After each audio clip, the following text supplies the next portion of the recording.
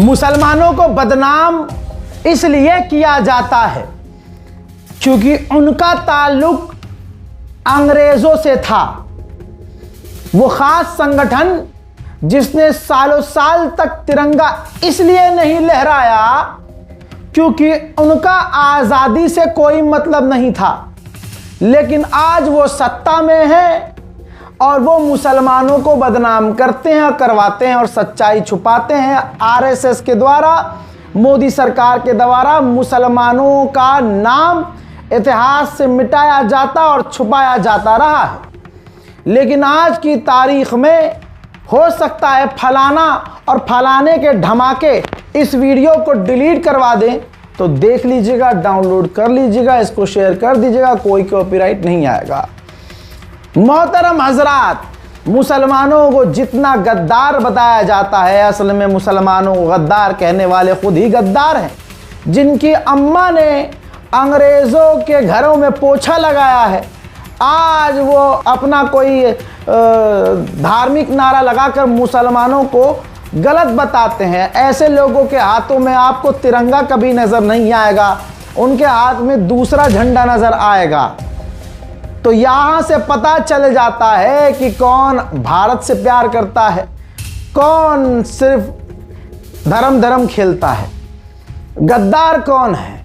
मुसलमानों ने इस देश के लिए क्या किया है, चंद उन मुसलमानों के बारे में बता रहा हूँ। मोदी जी बर्दाश्त नहीं कर पाते, नाराज हो जाते हैं। लेकिन आइए, दुनिया भर ने जिनको माना, लेकिन यहाँ उनको भुलाने के लिए पूरी कोशिश सरकार ने की है। पहला क्रांतिकारी, मैं जो भी क्रांतिकारी बता रहा हूं छुपाया गया है। जल्दी जल्दी बताऊंगा ताकि आप ज्यादा क्रांतिकारियों के बारे में जान सके। मौलवी अहमदुल्ला शाह 1857 क्रांति के सबसे डेंजर लीडर भाई, जिनके आगे ब्रिटिश जर्नल भी कांपते थे ब्रिटेन के जर्नल। अंग्रेज उनसे इतना डरते थे कि अंग्रेजों ने उनका नाम दिया था लाइट हाउस रिबेलियन। उन्हें पकड़ने के लिए अंग्रेजों ने उस वक्त 50,000 का इनाम रखा था। 50,000 का इनाम, जो आज के 15 करोड़ होते हैं। यह है मुसलमान हजरात। उन्होंने नॉर्थ इंडिया में 1857 की क्रांति की आग फैलाई और गोरिल्ला वॉरफेयर से अंग्रेजों को बार बार हराया। बार बार। शहादत कैसे हुई? एक गद्दार राजा ने, जब अंग्रेजों ने देखा कि हम इसको नहीं हरा पा रहे हैं मौलवी अहमदुल्ला शाह को, तो अंग्रेजों ने एक राजा से कांटेक्ट किया कि हम तुम्हें इनाम देंगे, बस तुम इसे खत्म कर दो। तो एक राजा ने धोखे से उन्हें बुलाकर उनकी हत्या कर दी, कत्ल कर दिया। लेकिन उन्होंने आखिरी सांस तक अंग्रेजों के आगे सर नहीं झुकाया। उन गद्दार राजा का नाम था, जो शाहजहांपुर के थे, राजा जगन्नाथ सिंह और उनका भाई बलदेव सिंह। आज देख लो मुसलमानों को गद्दार कहने वाले कौन हैं और देशभक्त को कत्ल करने वाले उस वक्त कौन थे। आज बड़े शोर मचाते हैं ना, अरे गर्व से कहो हम धमाका हैं। हाँ, पता चल रहा है तुम कौन हो। मेरी लिस्ट में दूसरा क्रांतिकारी शेर है यूसुफ मेहर अली। ये युवा थे, नौजवान उस वक्त के, गर्म खून वाले भाई साहब, सोशल वर्कर थे। इन्होंने 2 बेहतरीन नारे दिए थे, quit India, Simon go back. जी, यूसुफ मेहर अली ने लिखे थे, जो बाद में कहा गया कि ये नारा गांधी ने दिया था। गांधी जी ने यह नारा नहीं दिया था, यह नारा यूसुफ मेहर अली ने दिया था। दोस्तों, 8 बार जेल गए। जेल में इतना टॉर्चर किया गया इन्हें कि ये चल नहीं पा रहे थे, फिर भी व्हील चेयर पर बैठकर प्रोटेस्ट ऑर्गेनाइज कर रहे थे। हमारी आज़ादी की लड़ाई सिर्फ अंग्रेजों को भगाने की नहीं, बल्कि हर गरीब को उसका हक दिलाने की है। ये हमेशा ये कोट लिखा करते थे। हमारी लिस्ट में तीसरे क्रांतिकारी शेर का नाम है अब्दुल कय्यूम अंसारी। मुसलमानों में अंसारियों को बड़ा नीचा दिखाया जाता है। तो मुसलमानों सुनो, अपने गरीबान को झांको, अपनी नस्लों को चेक करो। अंसारियों पर कटाक्ष करने वालों और मुसलमानों को नीचा दिखाने वालों सूअरों के झुंड, अपने पिता और अपने बाप को पहचानो। जिन्ना जो भारत के टुकड़े करने के लिए प्रपोजल लेके आया, जिन्ना जो भारत के 2 टुकड़े करना चाह रहा था और किया भी, जैसा आपने देखा पाकिस्तान, तो सबसे पहले यही जिन्ना के विरोध में खड़े हो गए अब्दुल कयूम अंसारी जो बिहार से हैं, मोहम्मद अली जिन्ना ने 2 नेशन थ्योरी से देश को जब तोड़ने की तैयारी की तो आज़ाद मुस्लिम कॉन्फ्रेंस बनाकर इन्होंने जिन्ना को खुला चैलेंज दे दिया। अब्दुल कयूम अंसारी ने आज़ाद मुस्लिम कॉन्फ्रेंस बनाई, हिम्मत ये दिखाई कि जान से मारने की धमकी मिली, इसके बावजूद उन्होंने एक कोट लिखा, ये देश हमारा है, हम इसके टुकड़े नहीं होने देंगे, हम इसी मिट्टी में पैदा हुए हैं और इसी में दफन होंगे। दोस्तों, लाखों मुस्लिम को पाकिस्तान जाने से रोका इन्होंने, लोगों को बिहार में जोड़ा और लाखों बिहार के लोगों को हिंदू, मुस्लिम, सिख, ईसाई पाकिस्तान जाने से रोका। आज कहते हैं ये टुकड़े टुकड़े गैंग के, अबे सालो तुम हो टुकड़े टुकड़े गैंग के, अंग्रेज का गू चाटने वालों तुम हो टुकड़े टुकड़े गैंग के। हम मुसलमान हमेशा से कहते आए हैं कि ये मुल्क हमारा है, इस मुल्क का टुकड़ा नहीं होना चाहिए।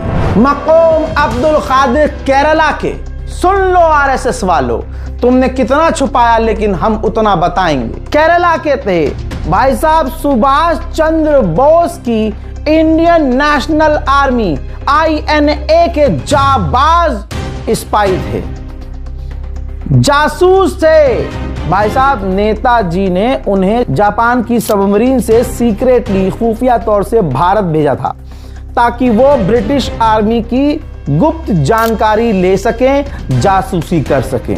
कुर्बानियां क्या दी, ब्रिटिशर्स ने उन्हें पकड़ लिया और कई बार उन्हें टॉर्चर किया, और इतना टॉर्चर किया कि मैं आपको बता नहीं सकता। नाखून उखाड़े, बर्फ की सिल्ली पर लिटाया, पैरों पर जख्म दिया, उनके बाल जो ये साइड उखाड़े, उनको इतना परेशान किया, टॉर्चर किया। लेकिन मजाल उस जाबाज शेर ने, मुस्लिम शेर ने INA का कोई सीक्रेट लीक किया हो? सिर्फ 26 साल की उम्र में मक़ूम अब्दुल कादिर को अंग्रेजों ने फांसी के पास ले जाकर खड़ा कर दिया कि अब तुम गए, बताओ अभी कुछ है तो। इन्होंने फांसी को पकड़ा, फांसी को चूमा और इनकलाब जिंदाबाद, जय हिंद, ये 2 नारे मरने से पहले लगाए।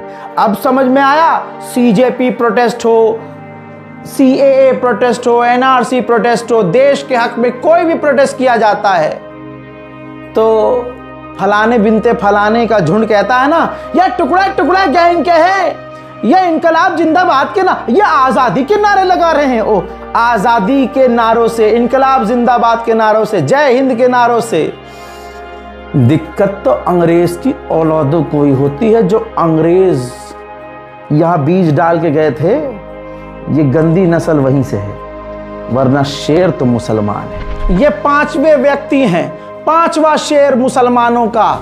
जी हां, पीर अली खान, बिहार पटना से, एक गरीब आदमी बुक बाइंडिंग का काम करता था, 1857 की क्रांति से जुड़ा हुआ था, 5 टाइम का नमाजी, ईमानदारी से काम करने वाला। शॉर्ट में बात यह है, तमाम क्रांतिकारियों को किताब के अंदर छुपाकर हथियार देता था, किताब के अंदर छुपाकर मैसेज फॉरवर्ड करता था, मैसेज भेजता था। अपने काम से उसने लाखों लोगों को इन क्रांतिकारियों से जोड़ने का काम किया। ब्रिटेन की गवर्नमेंट को जब पता चला उनके बारे में, तो उनके घर को भाई तोप से उड़ा दिया, फिर उनको टॉर्चर किया, लेकिन उन्होंने आखिरी दम तक किसी क्रांतिकारी का कोई डिटेल नहीं दिया। उनका फेमस डायलॉग था, तुम मुझे फांसी दे सकते हो लेकिन हमारे जज्बे को नहीं मार सकते,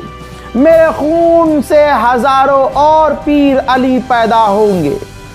यह उनका खास डायलॉग था।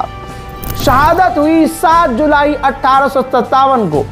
आम जनता के सामने उन्हें फांसी दे दी गई, पर दुनिया गवाह थी उस वक्त कि उन्होंने मुस्कुराकर फांसी के फंदे को चूमा और अपने हाथों से फांसी के फंदे को अपने गर्दन में डाल दिया। ये है मुसलमान। तो पता चला आज अंग्रेजों की औलादों को ही मुसलमानों से तकलीफ है। एक खास संगठन ने लंबे समय तक तिरंगा नहीं फहराया। उसकी बड़ी वजह यह भी थी कि झंडे का जो फाइनल तिरंगा जो आज सब लेकर मटक रहे हैं, जो कल तक भूल जाएंगे, आज ही आज है, कल गाजियाबाद है, आज तिरंगा लहरा रहे हैं, फिर कहां पड़ा है कोई देखता नहीं है। यह भी मैं बात कह रहा हूं सभी के लिए, हिंदू मुसलमान के लिए। असलियत सुनो और दिल में बसाओ, तब पता चलेगा, तब सच में इज्जत 12 महीने इस तिरंगे के पाओगे। ये जो फाइनल तिरंगा आप देख रहे हैं, ये सुरैया तैयब जी जो हैदराबाद की थी, दिल्ली में भी काफी समय रही, ये फाइनल डिजाइन उन्होंने ही अपने हाथों से बनाया था। मेरे दोस्तों, सच्चाई यह है कि बहुत कम लोग जानते हैं कि जवाहरलाल नेहरू ने तिरंगे का फाइनल लेआउट तय करने की जिम्मेदारी बदरुद्दीन तैयब और उनकी पत्नी सुरैया तैयब जी को दी थी। मास्टरमाइंड का मैटर समझ लीजिए। उन्होंने ही तिरंगे के बीच में चरखे की जगह अशोक चक्र, सम्राट अशोक का चक्र लगाने के लिए आइडिया दिया। पहला सैंपल तिरंगे का खुद अपने हाथों से सुरैया तैयब जी ने बनाया, सिला। 22 जुलाई 1947 को जब कॉन्स्टिट्यूशन असेंबली ने तिरंगा अपनाया तो उनका ही बनाया हुआ डिजाइन भारत का राष्ट्रीय ध्वज बना, लेकिन उनका नाम इतिहास में कहीं खो गया। मेरी लिस्ट के 7वें क्रांतिकारी को सुनिए, बिहार और बिहारियों को समर्पित। बिहार को बदनाम किया जाता है, औकात नहीं है बिहार को बदनाम करने की। सलाम है बिहार को।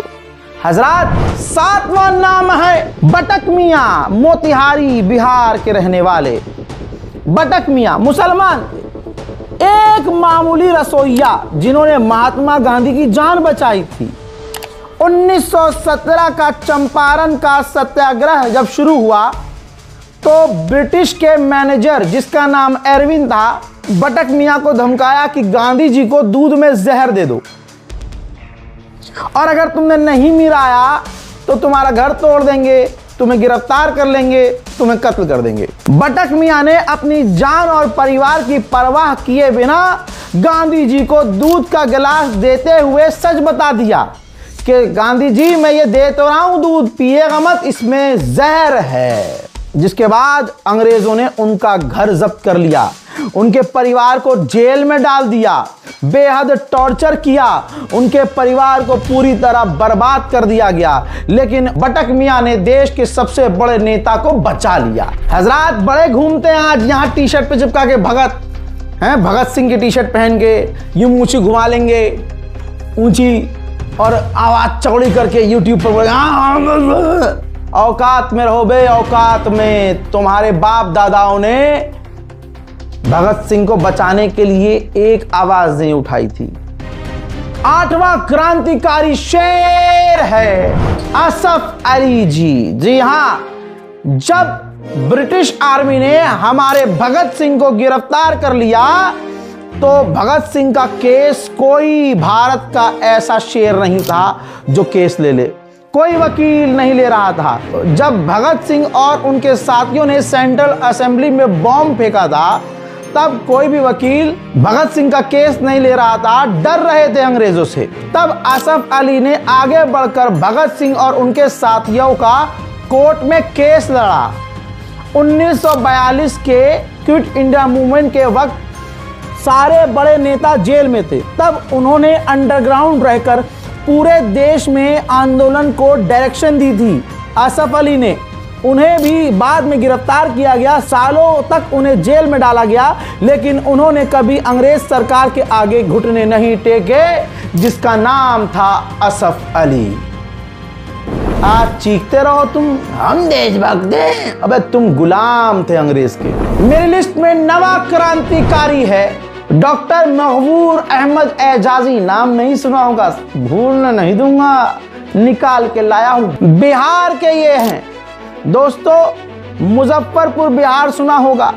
एक महान नेता, डॉक्टर भी, क्रांतिकारी भी, जिन्होंने स्वदेशी आंदोलन और खिलाफत मूवमेंट पर बढ़ चढ़कर हिस्सा लिया। भाई इन्होंने जब शादी करी तो उनकी देशभक्ति ऐसी थी कि उन्होंने अपनी शादी के दिन ब्रिटिश कपड़े और सामान पहनने से, मंगवाने से इनकार कर दिया। उन्होंने शादी में सिर्फ खादी का कपड़ा पहना और अंग्रेजों के प्रतीक उन्होंने खुलेआम विरोध शुरू कर दिया।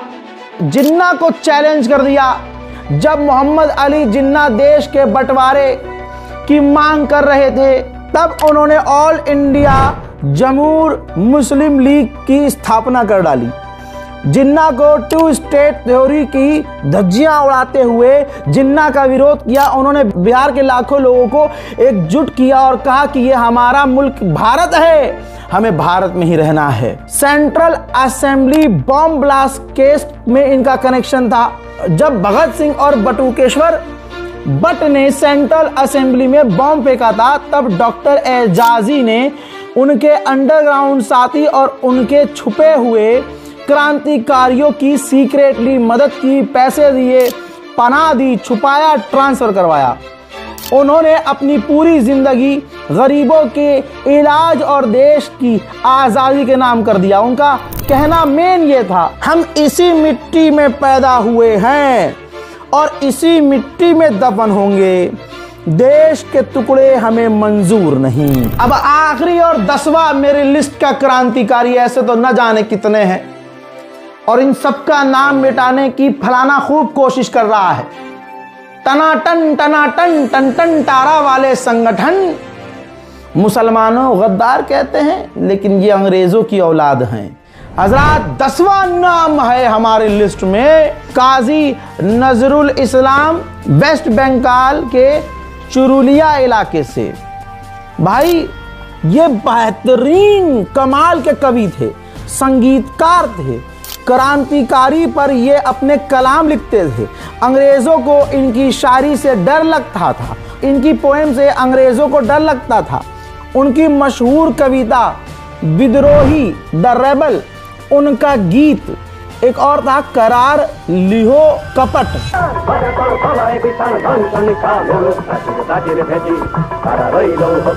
क्रांतिकारियों के लिए ये राष्ट्रगीत बन चुका था।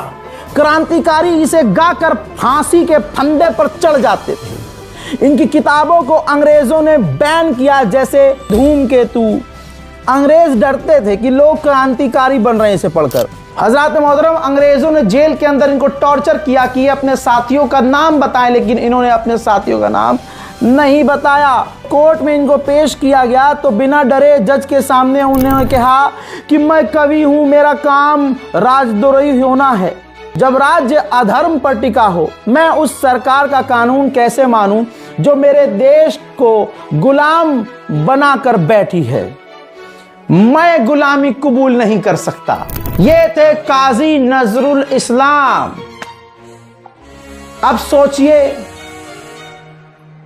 अभी न जाने कितने हैं मुसलमानों से, इसलिए अंग्रेजों को प्रॉब्लम है। आज अंग्रेजों की औलाद ही होगी कोई जो मुसलमानों को गद्दार और पाकिस्तानी कहेगी। अबे हम तो वो हैं, हमने पाकिस्तान की तरफ पलट कर नहीं देखा और आज भी कहते हैं हिंदुस्तान जिंदाबाद। जय हिंद।